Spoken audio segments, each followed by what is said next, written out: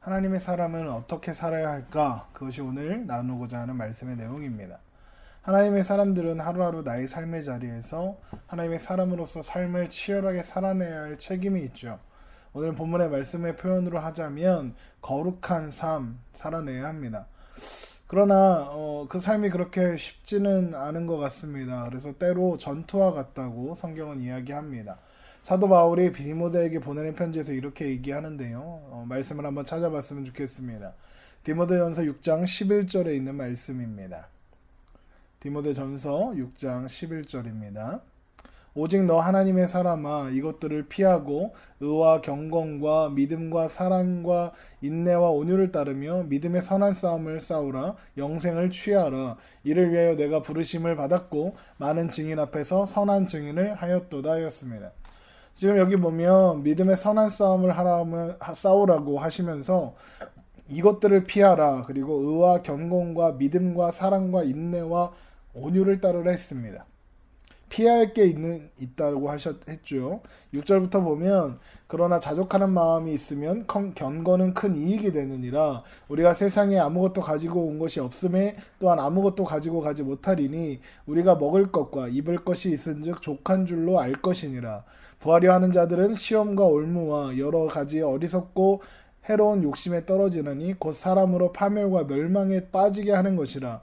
돈을 사랑함이 일만하게 뿌리가 되느니 이것을 탐내는 자들은 미혹을 받아 믿음에서 떠나 많은 근심으로써 자기를 찔렀도다 하였습니다. 한마디로 욕심을 피해야 한다는 것입니다.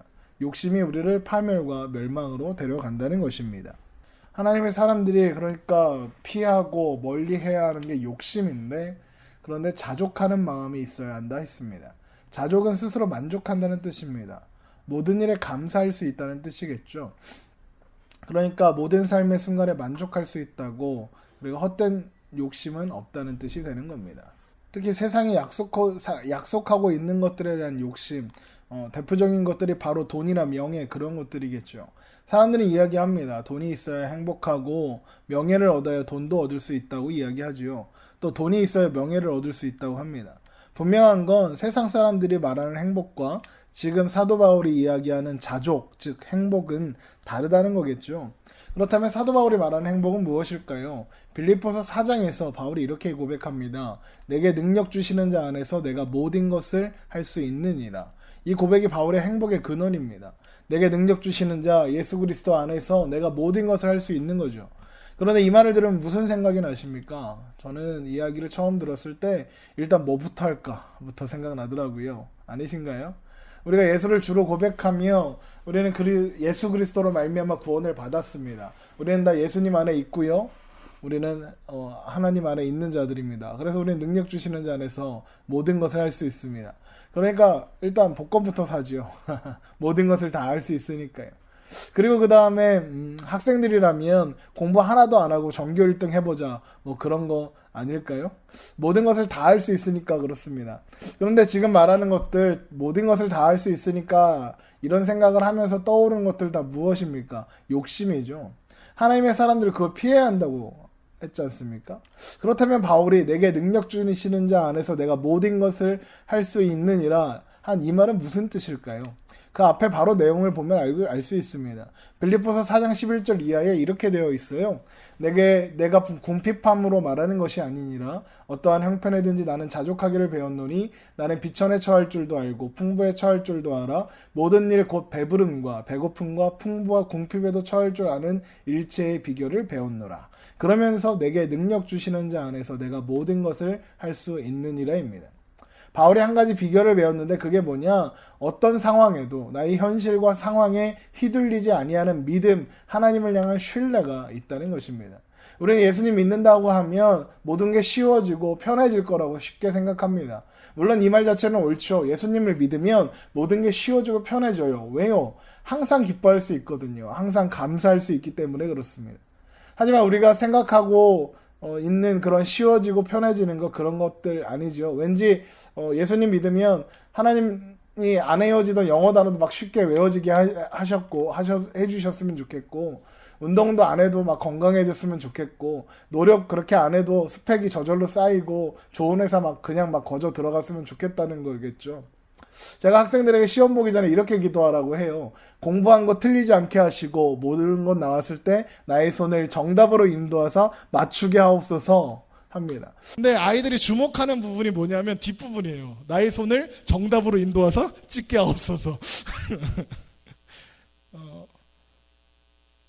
근데 사실 제가 알려준 이 기도의 핵심은 앞에 있거든요. 뭐냐면 공부한 거 안 틀리게 해주시고, 이게 핵심인데 아이들은 뭘 봐요? 뒤를 보는 거죠. 그러니까 그거예요. 공부 안 하고 그래서 아는 게 없고 그래서 찾기라도 잘해야 하는데 이왕이면 하나님이 다 정답 맞게 해주셨으면 좋겠는 겁니다. 이게 뭐라고요? 욕심입니다. 그런데 하나님의 사람들은 욕심을 버려야 한다고 하죠. 이것을 성경은 육체의 정욕이라도 하고 탐심이라고도 하였습니다. 하나님의 사람으로 사는 인생에서 싸워야 할 대상은 그래서 언제나 욕심인 것 같습니다.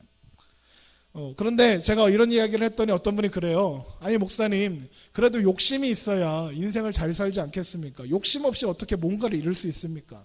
성정에 대한 욕심이 있어야 공부를 할 거고, 돈 벌려는 욕심이 있어야 돈도 열심히 모으고 벌고 할 거 아닙니까? 꿈을 이루고 싶은 욕심이 있어야 꿈을 위해 노력할 거 아닙니까? 라고도 이야기합니다. 예, 물론 맞습니다. 욕심이 있어야 합니다. 그런데 제가 이야기하려는 것은 목적이 무엇이냐는 겁니다. 하나님의 사람도 욕심 물론 있습니다. 그러나 세상 사람들과는 그 욕심의 차원이 다릅니다. 하나님의 사람들의 욕심은 언제나 하나님을 향하는 겁니다. 하나님의 뜻을 이루어드리는 것이 무엇인지 알기 위해서 욕심을 냅니다. 하나님을 예배하는 일에 욕심을 내고요. 하나님의 기쁨이 되는 일이 무엇인지 그것을 이루고 싶어하는 그것에 욕심을 냅니다. 그래서 하나님의 사람들의 욕심은 하나님 때문에 나는 욕심입니다. 하나님의 뜻을 이루고 하나님 나라를 이 땅 가운데 이루어가려는 욕심인 거죠. 그 욕심은 어쩌면 금방 말씀드린 것처럼 성적에 대한 욕심으로, 돈에 대한 욕심으로, 성공에 대한 욕심으로도 물론 나타날 수 있습니다. 그러나 그 목적이 다른 겁니다. 하나님의 사람들의 욕심은 언제나 하나님의 뜻을 향하는 것이어야 하는 겁니다. 자기의 욕심과 거기에다 하나님의 뜻을 교모히 얹어서 나는 성공해야 해 하는 겁니다. 그것의 차이가 참 중대하고 헷갈리지 말아야 하는 그런 부분입니다. 그럼 이쯤에 오면 궁금해집니다. 하나님의 뜻은 무엇일까? 하나님의 뜻에 욕심내는 게 뭐지? 라는 생각을 하게 됩니다. 기본적으로 우리 모두가 하나님의 사람 되는 것, 그것이 하나님의 뜻입니다. 일단 이건 됐죠. 우리 예수 그리스도를 주로 고백하여 하나님의 자녀가 되었습니다. 그리고는 하나님이 우리에게 원하시는 그 뜻이 있는데 그게 뭐냐? 오늘 본문의 말씀입니다. 너는 이스라엘 자손의 온 회중에게 말하여 이르되 너희는 거룩하라. 이는 나 여호와가 너희 하나님이 거룩함이니라. 하나님께서 거룩하시니까 너희도 거룩하라 하셨습니다. 히브리서 13장에 보니까요, 이것을 이루시기 위해서 우리를 거룩하게 하시기 위하여 예수님께서 십자가에 죽으셨다라고도 기록하고 있습니다. 그러므로 예수도 자기 피로써 백성을 거룩하게 하려고 성문 밖에서 고난을 받으셨느니라. 히브리서 13장 12절에 있는 말씀입니다. 우리는 이미 주 예수 그리스도 안에서 거룩한 사람으로 세워졌습니다. 우리는 이미 거룩합니다. 우리가 무언가 하지 않아도 우리는 거룩한 존재가 되었습니다. 그런데 이제 거룩한 존재가 되었으니 거룩한 존재답게 살아야 할 것 아닙니까? 구체적인 삶이 나타나야 합니다. 그런데 이 일은요, 서두에 말씀드린 것처럼 싸움이 될 수 있습니다. 전투가 될 수 있습니다. 이것을 디모데전서에서는 믿음의 선한 싸움이라 하였습니다. 이 싸움이요, 저도 그렇지만 여러분도 마찬가지일 겁니다. 쉽지가 않습니다. 거룩해졌다고는 하는데 거룩하게 사라지던가요? 왜 거룩하게 안 사라질까요? 우선은 거룩하게 사는 게 뭔지 모르니까 라고 생각했습니다. 여러분, 거룩하게 사는 게 여러분 생각하기에 무엇인가요? 성경 한 100번 읽으면 거룩해지나요? 예배, 새벽 예배, 수요 예배, 철야 예배, 주일 예배, 주일 오후 예배 한 번도 안 빠지면 거룩해지나요? 그런 것을 통해 거룩해지는 것 같지는 않습니다. 물론 필요하죠. 해야 합니다. 예배 때 은혜 많이 받았다 해놓고 그런데요, 예배 때 은혜 많이 받았죠. 은혜 받고 집에 가서 공부 안 하고 컴퓨터만 쳐다보고 있는 그 아이를 보면 얘야 공부해야지, 그렇게 있으면 되겠니? 라고 하시나요? 아니면 손이 먼저 뒤통수를 향해서 날아가시나요? 지난주에 그 우리 오후 예배 시간에 청년부 아이들이 이렇게 하면서 했습니다. 그죠? 레디비 뭐 해서 거기 보면 그게 나오잖아요. 그 뭐라 그래? 선데이 했어요. 교회 안에서만 크리스천이고 운전하고 나가면 야 이렇게 한다는 겁니다. 그게 우리의 현실 아닙니까? 여러분, 무엇이 거룩하게 사는 걸까요? 무엇이 거룩을 향해 하나님의 사람들이 살아내야 하는 거룩한 싸움일까요? 그게 오늘 질문입니다. 그 질문이요, 오늘 우리가 함께 읽은 레위기 19장을 천천히 한번 읽어보시면 거기 힌트가 있습니다. 너희는 거룩하라 하면서 그 다음에 기록되어 있는 내용들이 거룩의 방법에 대한 겁니다. 그리고 그 내용들을 한마디로 정리했더니 이거예요. 하나님을 사랑하고 이웃을 사랑하라. 간단하죠? 마태복음 22장 37절에서 40절에 이런 말씀이 있습니다. 예수께서 이르시되 내 마음을 다하고 목숨을 다하고 뜻을 다하여 주 너의 하나님을 사랑하라 하셨으니 이것이 크고 첫째 되는 계명이요 둘째도 그와 같으니 내 이웃을 내 자신과 같이 사랑하라 하셨으니 이 두 계명이 온 율법과 선지자의 강령이니라 하였습니다. 하나님 뜻이 뭐냐 하면 하나님 사랑하고 이웃 사랑하라는 겁니다. 구원받은 사람은요 반드시 하나님을 사랑합니다. 그리고 그 구원의 놀라운 사랑을 알기 때문에 이웃을 사랑합니다. 그래서 하나님의 뜻을 이루기 위한 욕심은 언제나 이웃을 향한 사랑으로 나아갑니다. 무슨 말인지 아시겠습니까? 하나님을 사랑하니까 그 욕심이 이웃을 향해 간다는 겁니다. 그런데요, 한번 물어보죠. 여러분, 하나님 사랑하는 게 쉬우세요? 이웃 사랑하는 게 쉬우세요? 아마 하나님 사랑하는 게 쉬울걸요. 왜 그럴까요? 예배 오면 되거든요. 새벽 예배 때 기도하면 되고요. 성경 보고 기도하고 하면 됩니다. 그런데 이웃 사랑은 어렵죠. 왜요? 구체적인 희생이 필요하거든요.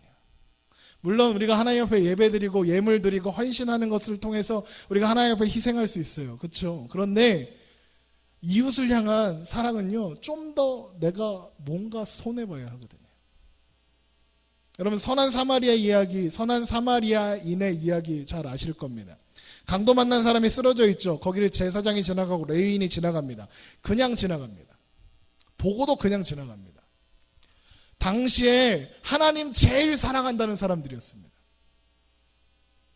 그런 그들이 이웃은 그냥 지나가는 겁니다. 그런데 하나님 사랑한다고 떠들던 그들이 비난하고 더럽다고 추하다고 말하던 사마리아인이 지나가다가 그 사마리아인이 어떻게 합니까? 누가복음 10장 33절 34절에 보면 어떤 사마리아 사람은 여행하는 중 거기에 이르러 그를 보고 불쌍히 여겨 가까이 가서 기름과 포도주를 그 상처에 붓고 싸매고 자기 짐승에 태워 주막으로 데리고 가서 돌보아 주니라. 더럽고 저주받았다, 더러운 사람이다, 하나님께 버림받은 사람이다 했던 사마리아 사람은 도와주죠. 희생해요. 이 이야기를 마치면서 예수님께서 물으십니다. 뭐라고 물으시냐? 내 생각에는 이 세 사람 중에 누가 강도 만난 자의 이웃이 되겠느냐 하십니다. 지금 이 말씀이 왜 나오고 있냐면요, 어떤 율법 교사가 와서 물어봐요. 예수님 어떻게 영생을 얻습니까? 그랬더니 율법에 있는 대로 하면 된다. 율법에 뭐라고 돼 있냐? 그래도 율법구세 그러면 하나님 사랑하고 이웃 사랑하라고 했습니다. 그러면 그렇게 해. 그러면 영생을 얻을 수 있어 라고 대답을 하셨죠. 그랬더니 이 율법학자가 묻는 거예요. 내 이웃은 누굽니까? 라고 묻습니다. 이게 무슨 말이냐? 내가 하나님을 사랑하고 있다는 겁니다. 내가 하나님을 사랑하는 모든 일을 하고 있습니다. 그러면 이제 내가 이웃을 사랑해야겠는데 어디까지가 내 이웃입니까? 묻고 있는 겁니다. 범위를 정해달라는 겁니다. 내가 어디까지 사랑하면 되겠냐고요. 그랬더니 예수님이 하신 대답이 선한 사마리아인의 이 이야기입니다. 그리고 마지막에 물으시는 겁니다. 내 생각에는 지나갔던 이 세 사람 중에 누가 이 강도 만난 자의 이웃이냐라고 물으시는 겁니다. 그랬더니 이 율법학자가 차마 사마리아인이요라고 대답 못하고요, 자비를 베푼 자인이다 그래요. 왜요? 창피하잖아요. 자기가 더럽다고 생각하는 사람이 선을 했다는 게 말이 안 되는 거예요, 자기 생각에는. 그랬더니 예수님께서 그러십니다. 너도 가서 이와 같이 하라 했습니다. 예수님께서 그 율법학자에게 하시는 말씀이 이겁니다. 내가 도울 이웃의 한계를 정하고자 하지만 이웃이고 아니고는 도움을 주는 사람, 뭔가 희생하는 내가 아니라, 사랑을 주는 입장에서의 이웃이 아니라 도움을 받고 사랑을 받는 자의 입장에서 이웃이고 아니고가 결정되는 거다. 가서 너도 이와 같이 하라. 우리는 내가 하나님 사랑한다고 생각합니다. 그러니까 이웃 어디까지 사랑하면 되는지 궁금해하는 겁니다. 여러분, 이웃은요, 우리가 만나는 모든 사람입니다. 도움이 필요한, 아파하고 슬퍼하고 있는 그 사람입니다. 그 사람에게 내가 이웃이 되고 있느냐? 예수님께서 그걸 묻고 계시는 겁니다. 네가 그 사람에게 다가가서 너의 옷을 입혀주고 그 줄임배를 채워주었느냐? 묻고 있는 겁니다. 그럴 때 너는 그 사람의 이웃이 되는 거다. 예수님께서 말씀하시는 겁니다. 그걸로 하나님 우리를 판단하실 거라는 겁니다. 로마서 12장 15절에 이렇게 말합니다. 즐거워하는 자들과 함께 즐거워하고 우는 자들과 함께 울라. 이겁니다. 아파하고 힘겨워하는 이들과 함께 웃고 함께 울라는 겁니다. 너희가 하나님을 사랑한다고 말하면서 왜 이웃은 사랑하지 않느냐 하시는 겁니다. 제 이야기를 한참 하고 있더니 있었을 때 어떤 분이 그러시더라고요. 맞아. 우리가 북한에 있는 교회들은 사랑한다고 쉽게 말해. 왜? 안 보이니까요. 당장 가지도 않을 거니까요.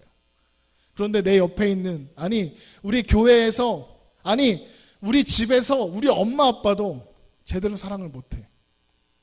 그러면서 무슨 북한 교회를 사랑한다고 말하는지 모르겠다. 이 얘기를 하시더라고요. 여러분, 보이지 않는 거 사랑한다고 하는 거 쉽습니다. 근데 보이는 내 아버지, 보이는 내 어머니 사랑하는 거 쉽지 않습니다. 보이는 내 친구, 보이는 내 이웃 사랑하는 거 쉽지 않습니다. 우리가 지금 예배를 끝나고 집에 가다가 길거리에 쓰러져 있는 노숙자 사랑한다고 말하기 쉽지 않습니다. 예수님은요, 예수님을 따르는 이들에게 뭐라고 말씀하시냐면 너희는 빛이고 소금이다 그러셨습니다. 그러면서 너희 빛이 사람한테 비추어 그들로 너희 착한 행실을 보고 하늘에 계신 너희 아버지께 영광을 돌리게 하라 하셨습니다. 이거예요. 우리가 잘 되고 우리가 성공하고 우리가 하나님께 영광 돌리는 게 아니라, 그래서 빛과 소금 되는 게 아니라 우리로 하여금 우리가 만나는 이웃들이 복을 받고 혜택을 보게 되어서 그것을 보고 그래서 우리가 만나는 그들이 우리를 보고 하나님께 영광을 돌리게 하라는 거예요. 내가 성공해서 하나님께 영광 되는 게 아니라 내가 한 그 이웃에 대한 그 사랑 때문에 하나님이 영광 받으신다는 겁니다. 어떤 목사님이 대학에서 진행하는 그 기독교 대학에서 진행하는 채플에 갔대요. 채플에 설교하러 가셨대요. 그 채플에 들어오는 아이들 중에 믿는 사람들이 몇 명이나 있겠습니까? 설교를 참 잘하시기로 유명하신 목사님이에요. 그분이 설교를 하시는데 아무도 안 듣더래요. 아무도, 한 명도. 그렇게 3번인가 채플 설교를 하시고 3번 다 아무도 안 듣더래요. 그러면서 마지막에 이제 끝나고 나오는데 그거 관리하시는 어떤 그 교목 목사님이 그러시더래요. 쟤네들은 설교를 잘하면 잘할수록 안 듣습니다. 왜 그런가 들어봤더니 그 행위로 뭔가 메시지를 전달한다는 거예요. 뭐냐면 말만 번들어한 너희들 그 말 듣기 싫다는 겁니다. 죄송합니다. 목사들이 그래서 잘못했습니다.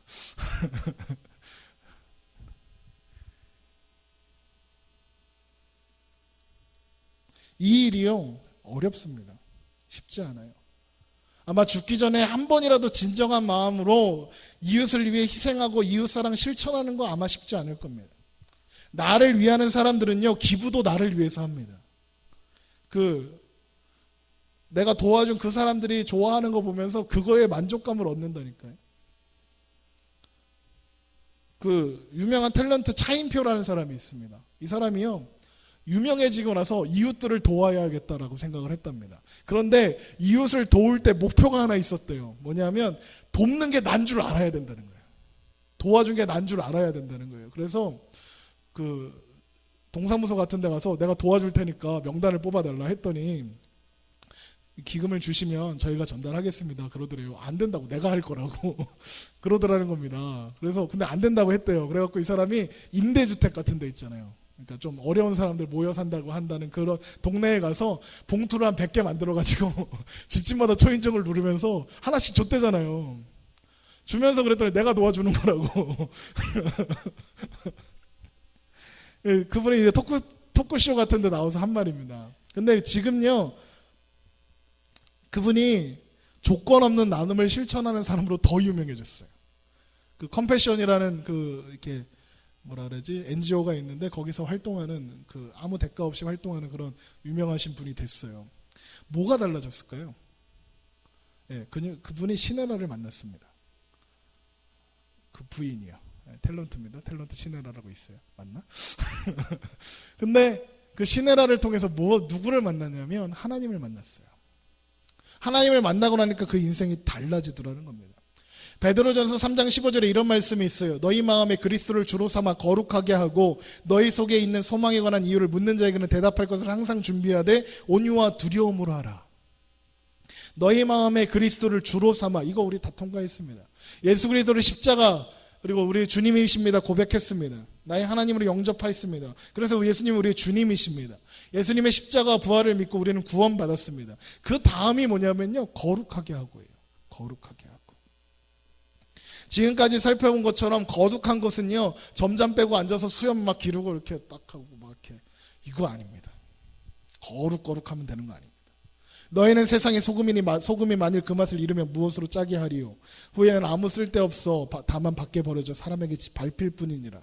너희는 세상의 빛이라. 산 위에 있는 동네가 숨겨지지 못할 것이요 사람이 등불을 켜서 말 아래 두지 아니하고 등경 위에 두나니 이러므로 집안 모든 사람에게 비치느니라. 이같이 너희 빛이 사람한테 비치게 하여 그들로 너희 착한 행실을 보고 하늘에 계신 너희 아버지께 영광을 돌리게 하라입니다.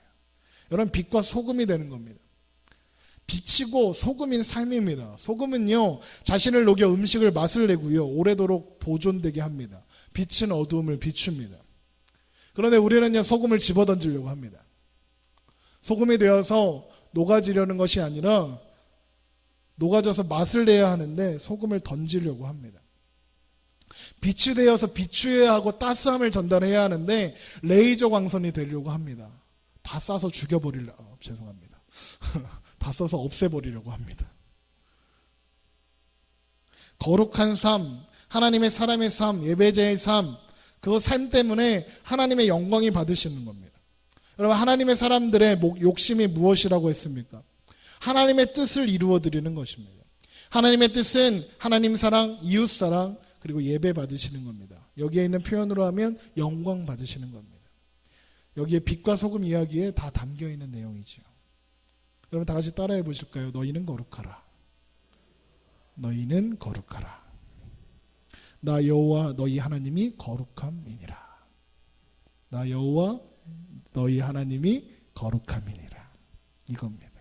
하나님의 사람들의 삶에 나타나야 할 가장 중요한 것, 하나님의 사람으로 살아가는 방식은 그래서 거룩이어야 합니다. 그리고 그 거룩은 하나님 사랑, 이웃 사랑으로 드러나야 합니다.